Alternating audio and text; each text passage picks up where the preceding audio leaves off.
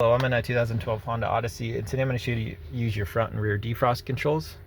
So while your vehicle's on, where'd they go? There they are. This is your front defrost, and this is your rear defrost.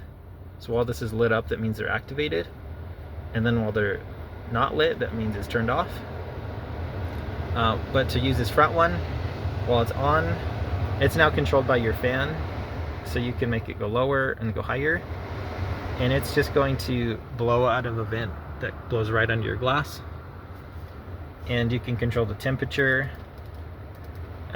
Typically you'd want it hot, so it's trying to melt any snow and ice off, and even if it's hot, you still may want the AC activated, just because that AC right here can suck moisture out of the air, so you don't have so much fog building up and getting on the glass. And when you're finished with all this, you could either turn the fan as low as you can, or just turn this off again by pushing the button.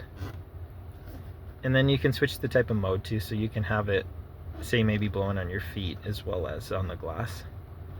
And for your rear, the way this works, if you're able to see it in the video, there's some black lines that are running through the glass. Those black lines are heating mechanism, so while the rear defrost is turned on, it activates those heating mechanisms so that it'll start melting any ice that might be building up on the glass. And again, when you're done, just click to turn it off.